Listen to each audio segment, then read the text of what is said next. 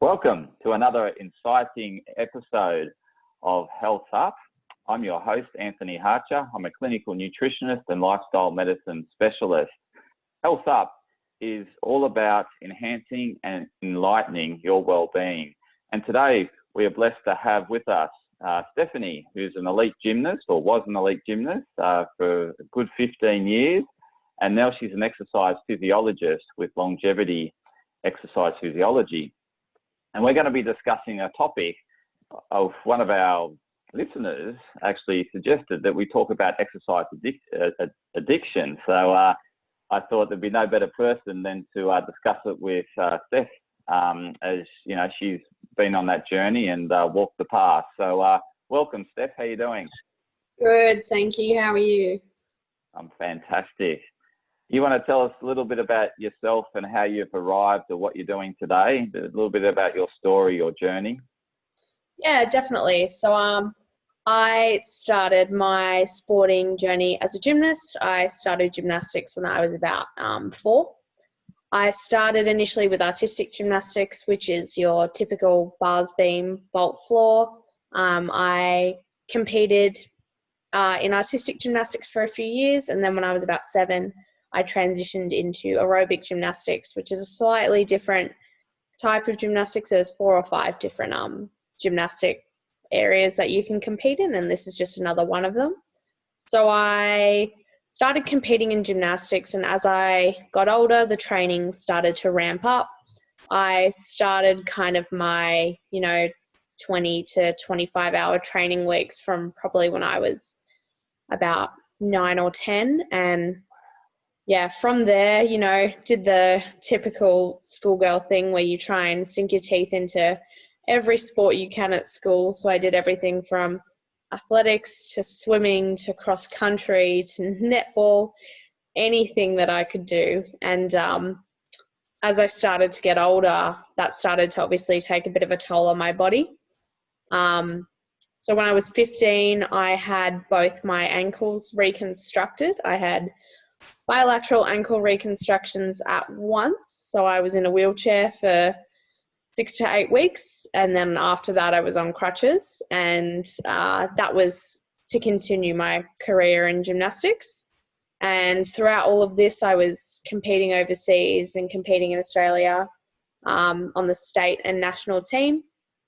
And as I continued to compete, I kind of started to experience, different stress-related injuries, overuse injuries, and that kind of sparked my interest, I guess, in, how I can look after my body and what I could do to optimize my training and kind of better educate myself on how I could be becoming the best athlete I could be.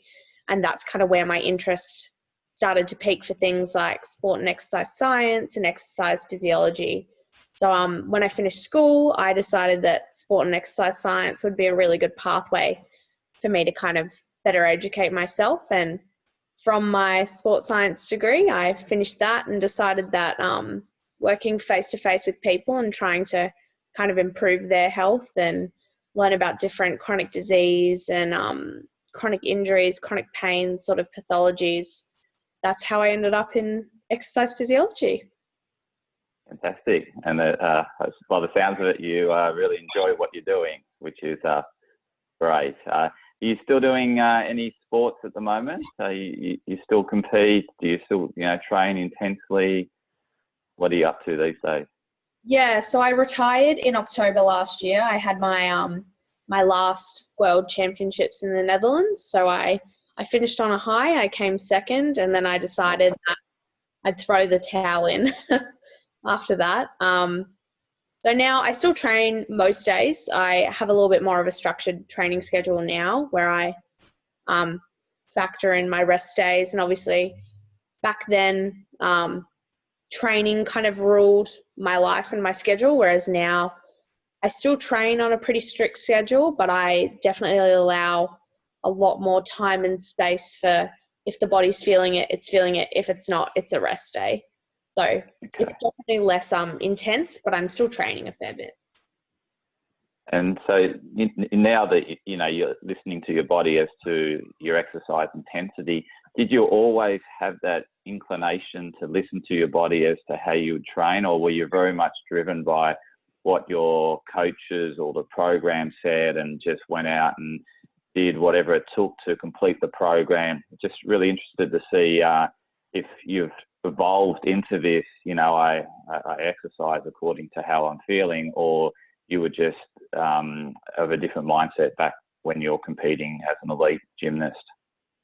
Yeah, I think that when I was a bit younger, the implications of overtraining and going too hard weren't severe. So, if you overtrained, you'd kind of I'd pull up fatigued at school, and my mood might have dipped a fair bit, but I didn't really have the associated injury tendency that I kind of ended up at as I got older. So it was kind of however hard my body would go, I would push it to. And I think that a lot of coaches, especially that I had, would kind of go off more what I would say rather than how I would respond to the training. So if I went in and said, no, I'm good to go, which was my tendency to do so, that's what they would go off, rather than looking at me and kind of going, she's super fatigued, she's not performing very well, she needs a bit of a rest. So I think as time went on and my body started to kind of cave before my brain did,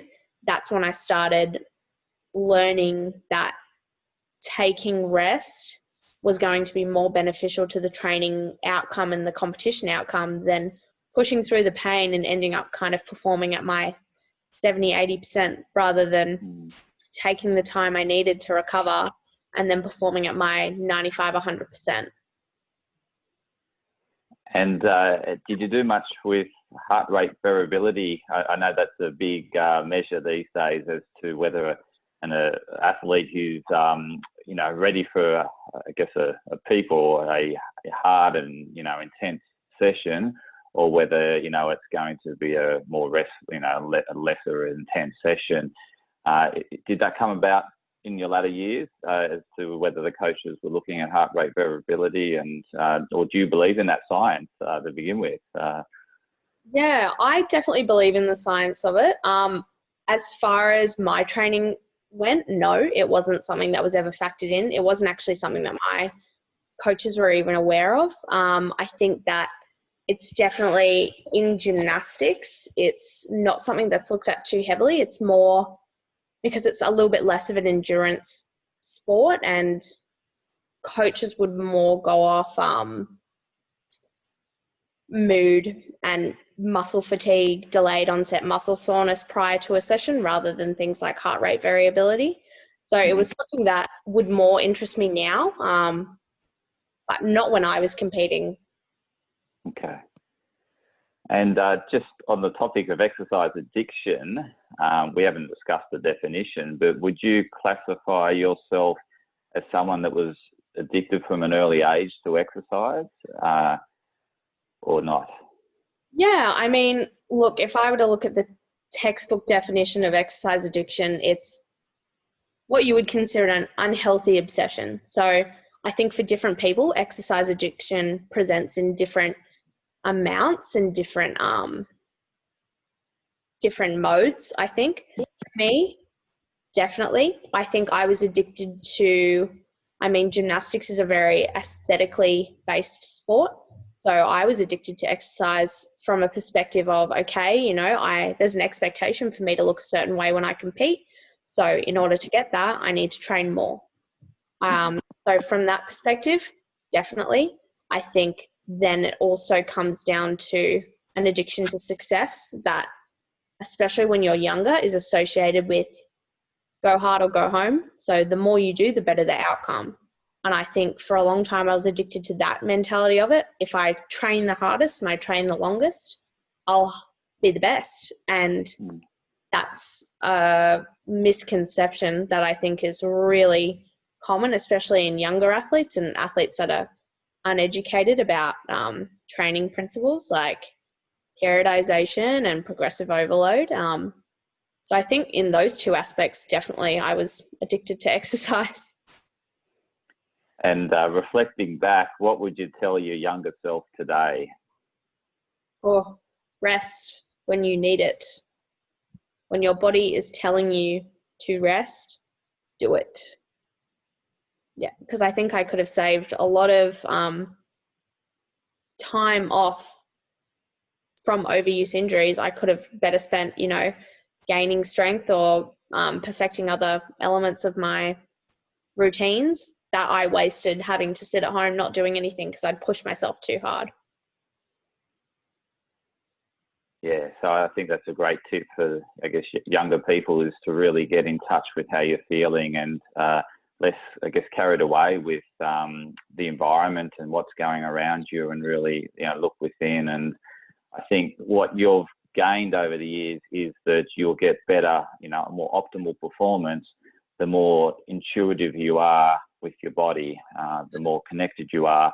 And that leads on to less chance or less risk of getting injuries, and which then puts that's a real setback in the sport, isn't it? When you get an injury because you can't train whatsoever, and then you've got the recovery and getting back to the level that you're at pre-injury. So I think the tips you've shared have been very insightful. And in terms of exercise addiction, you mentioned the textbook definition is that unhealthy obsession with exercise. How would someone, because the other thing you also mentioned was when you're in the moment and, it was all about being the best and pursuing, the ultimate outcomes, first places, representing New South Wales, Australia. How does someone realise that they've got this exercise addiction without it thinking, it's all too late? I'm in this like point of no return or a point of difficulty of getting out of. Like, how do you know that you're actually going down that spiral of exercise addiction? Is there any indicators? Yeah, definitely. There's a few really big ones that I think if I'd have recognized back then, I could have kind of curbed that. But I think one of the biggest one is when you stop that amount of exercise. So when you pull back, things like, so pretty much withdrawal. So if you find that when you withdraw from that amount of exercise and things like you're anxious and irritable and not sleeping very well, I found that that's when I knew I was quite addicted to exercise, because I ended up having, almost physical withdrawals from not exercising when I was having time off. So that's a really big one. I think sacrificing important social aspects of your life for exercise. So not as much of a discipline decision, but more of I can't go to a social event because I feel like I'm not leading down the path that's going to make me the best that I can, but doing that to an unhealthy point where, you're sacrificing all social events just to train. That's, I think, a big indication. Another massive one is continuing the amount of exercise that is causing harm. So per se, having an injury and that what you're doing is worsening the injury, and not having the self-restraint to stop and just going, I need to continue. I think that's one of the biggest ones, because I think there's a massive stigma behind athletes these days pushing through pain and pushing past pain into further injury to be the best. And that's, I think, a massive indicator of overtraining, because it's an obsession to push past a great deal of pain. Another, I think the lack of control is a really big one. Feeling like you don't have a choice in your brain, that you have to do it, and you won't be able to relax until you've done that thing or done that training session or pushed to that goal. I think that's because you're not really making a conscious decision. Your body's just accustomed to it, and you feel like you have to continually increase your tolerance past its conditioned point, and that's a really big indication. Well, yeah, when you really just keep pushing yourself and pushing and not really taking any notice of that feeling, or what's going on in your body, and it's just this obsession to keep, as you said, to push through the pain, to push through the barriers. Yeah, definitely. You said that you retired October last year. How did and you talked about one of the key signs or symptoms of exercise addiction is that of withdrawal symptoms, and you were at your peak doing 25, 30 hours a week of training intensity.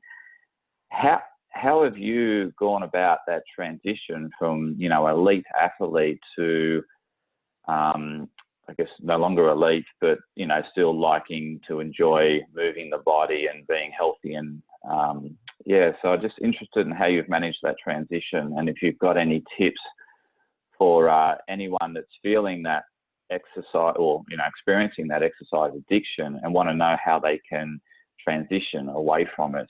Do you have any helpful tips to share? Yeah, definitely.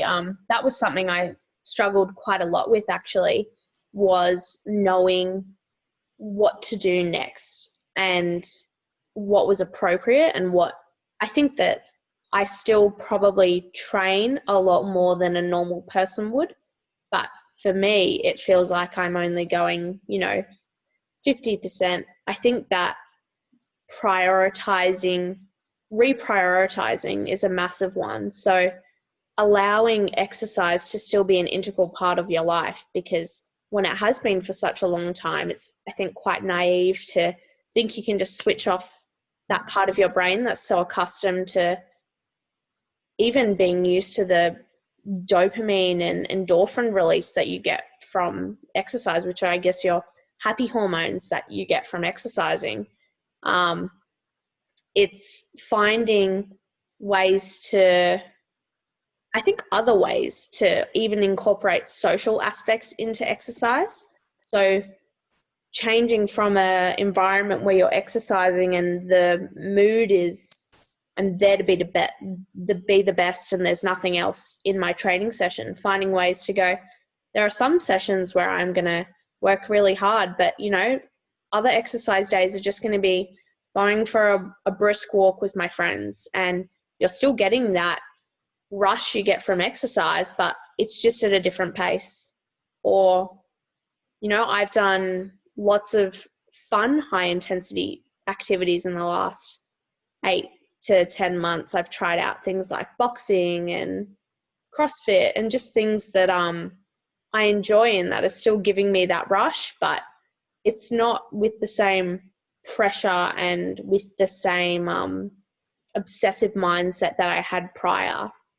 So I think finding creative ways to exercise without as much routine is a great way to try and break out of that cycle. And I love the point that you brought up, that you alluded to earlier, that was, one of these areas of concern was, when you're withdrawing from social activities in your path to transition away from elite athlete, you've incorporated the social aspect into what you're doing. So that's really nice to see that, you've taken something that was probably absent for a period of time and you've made it a key part or an important part of you successfully transitioning, away from being an elite athlete. Is there any other tips you'd like to share in terms of what's helped you? I mean, you've mentioned that, the way you think, that paradigm shift of how you think about exercise. Is there anything else beyond that that would be helpful? Reprioritization? Yeah, I think that a lot of athletes as well, or people with exercise addiction, also find it hard to withdraw from, especially athletes, the sport itself. I think that, you stop competing in a sport and you stop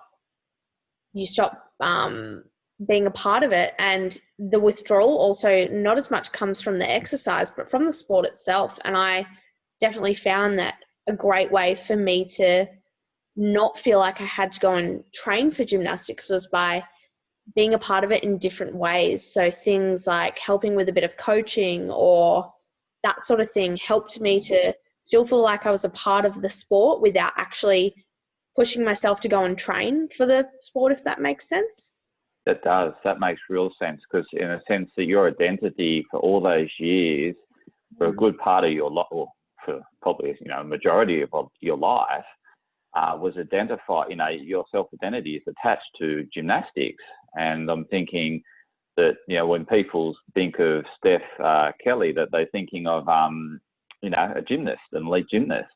And you have that identity attachment, and you're no longer, you know, really immersed in the sport. And so the one way you're finding yourself to, I guess, transition out of it is still having ties and links to the sport, and probably that aspect of giving back, isn't it? It's really contributing back to the sport. It's given you so much, you know, growth and development as a person, and you've inspired younger athletes behind you. But now you're giving your expertise and, you know, and sharing that with others, so that they can get better at the sport. Yeah, definitely. Have you had that, you know, I don't like calling it an identity crisis, but did you feel that you had a bit of that?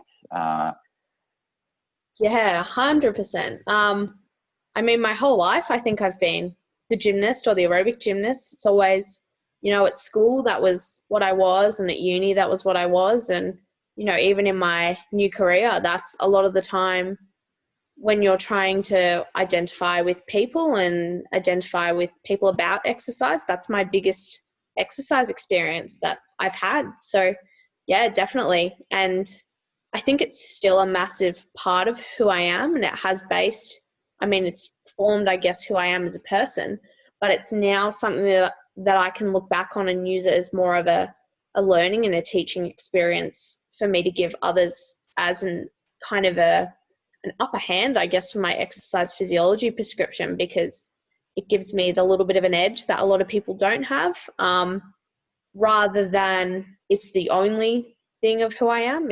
I'm an exercise physiologist who has an athletic background, rather than I'm a gymnast who is just wanting to be an exercise physiologist. Yeah, a really good point. Yeah, I like them very much. And, you know, that fact that you, you know, wanting to share with others your learning experiences, so that they can excel through the sport in a more fast-tracked way, in a way, because you mentioned that, you know, if you had your time back again, you would have listened more to your body and how it was feeling, as opposed to really pushing, you know, through all barriers and pain barriers you mentioned. Whereas, you know, that advice you can share with younger athletes, they can avoid doing injuries, avoid ending up in a wheelchair, and just excel, and, you know, enjoy those rest days, and, you know, probably have a more balanced approach to it all. Yeah, and also just knowing that, or being educated enough to know that rest days are more important sometimes than that 7th day of training. Like that, I think if I'd have had that education surrounding that 7th day, or whatever day it needs to be, is a rest day, purely because that's more beneficial than it being a training day, that would have made a world of difference, even to your mental state, not beating yourself up if you need a day off. Yeah, good point. The other thing I was thinking of is that, you know, you're going from that 25 to 30 hours a week training, and your calorific demand from your body is of a certain level, and then you're transitioning away from that. So the exercise intensity goes down. You're doing less hours. However, the body's still preparing itself for, someday you're going to push me through, or put me through this 30-hour week, and I've got to be ready for it. And so the calorific demand is still there. So how have you managed that in terms of adjusting, your calorific intake to your exercise load?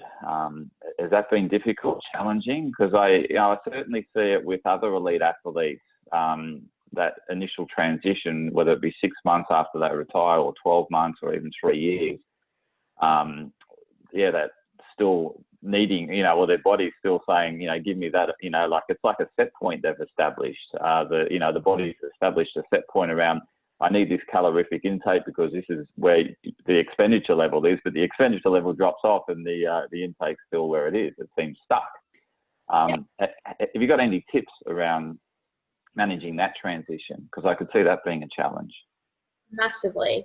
And I think as well in certain sports, this differs more than others, but in a sport where you're demanded per se to be so lean, I think I was down to, I think my lowest body fat percentage that I did prior to my leanest competition was about 15%. And for me, that's really incredibly low. And adjusting to the knowledge that when you retire, it's not sustainable. And that was really, really difficult at first, because being a girl in my mid-20s, no one wants to retire and indefinitely know that you're going to be gaining weight. I think that's a really hard concept to be okay with. But it was a massive transition that I had to make mentally to kind of look at my body and then go, okay, that's not sustainable. What do I want to aim for? And for me, the way that I've handled that is by reprioritizing what's important in my training schedule. So I've tried to gain a lot of muscle since I've retired. So I've kind of used my reprioritization to get strong. And I think that that's been a really helpful way for me to combat that. At the end of the day, you're never going to meet the calorie expectations that your body's had after elite training. I think that was just something I had to really just accept and go, okay, I'm never going to be able to burn that much. My body's not going to adjust to that straight away. And in the transition period, all I'm going to do is use this kind of extra energy that I need as fuel for strength training, rather than just let it beat me up per se, which is what it did for a little bit of time, because you stop doing that amount of training and your body still wants to eat that much and it's used to burning that many calories and it just can't do it. I think, prioritizing different things and training with a different mindset. So exercising with the mindset of, I'm here for different reasons. I'm here to build muscle. I'm here to, sleep better. That sort of thing was a really good way that I did that. But I did also have to watch my diet. It's like a bodybuilder coming out of a bodybuilding competition. It's kind of almost reverse dieting. It was something that I was careful about when I was finishing up because of my sports science background. I was aware that it was probably going to occur. So I did reverse diet slightly, but not to a massive extent. I love those pointers, Steph, particularly around, accepting the situation for what it is, and then refocusing, reprioritizing, setting new goals, setting goals in other areas. And you've done it so well. It seems that, it wasn't that long ago. I mean, it's less than a year ago that you've, entered retirement, and it seems that you've entered it with such maturity and such way. Like, did you actually get any transition training or any support in terms of people, like your coaches knowing that you're going to retire? Was there a little program that you could attend that helped set you up to the point where you are today? It seems that you're coping really well with the transition. Yeah, I think that I knew that I didn't know that I was going to struggle, but I knew how passionate I was about what I did. So I think I was very aware that it might occur. So I did a lot of my own research prior to retiring on how I could best combat these sort of things. I'd had a lot of conversations with other athletes that had previously retired as well. I have a really good friend who's a psychologist who was competing in the same sport, and she had similar issues when she was retiring about, who was she and how would she exercise still and what was important to her. And a lot of athletes, I think a common trend is they're not interested in exercising for aesthetics like the normal person is. Like, most athletes have no interest in going to the gym and walking on the treadmill for half an hour to burn so many calories so that they can lose weight. 9 times out of 10, an athlete will never tell you that that's enjoyable. But someone in general population may love that because that's all they've known. So I think learning before I'd retired, and I guess I set up a mental plan. I'd said, I have this much time off, and then what I needed was a progressive return to some form of training program that was sitting around 50% of what I was prior used to, just so I knew that I was able to handle what was to come. That's great. Yeah. Sorry, you go.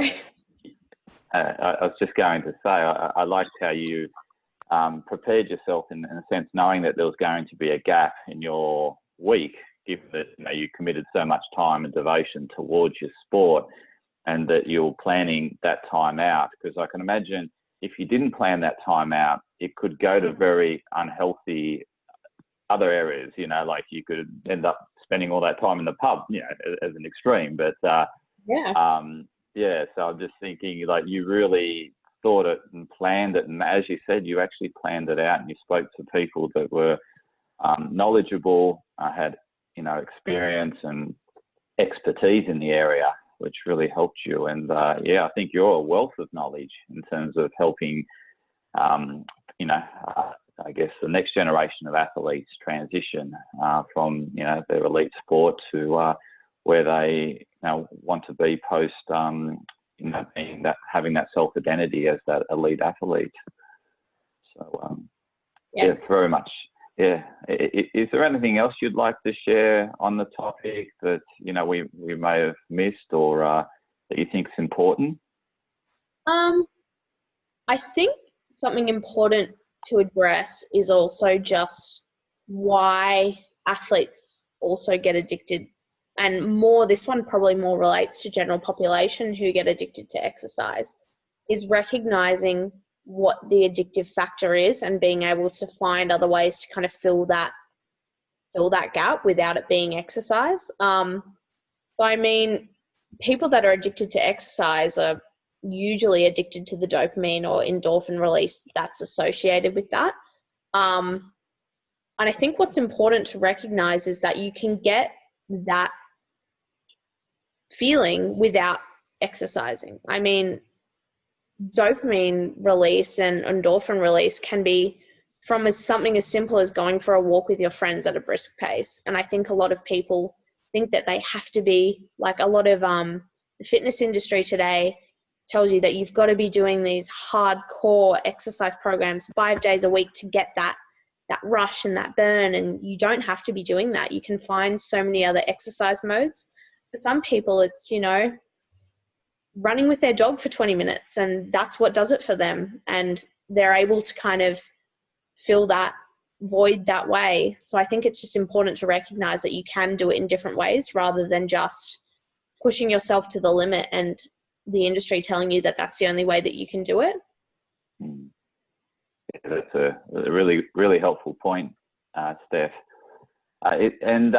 Just in terms of, there would have been listeners that have connected with your message and in a similar situation, or feel that they could do with your support or guidance or help, and it could be either in terms of that transition, or it could be in regards to you as an exercise physiologist. How can listeners best get in contact with you?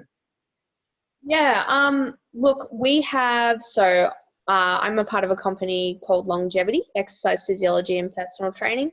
We've got a website where you can read up about all of our profiles as exercise physiologists and what we specialize in. So we have, staff members that have done elite running and powerlifting and dancing, and everyone's got their own journey and experience that they've embarked on. So we've got all our contact details on our website. So if you ever do want to get in contact with any of us or me personally, our email address is on there as well. Please feel free to send me any emails or questions you have, because I'd more than happily answer them.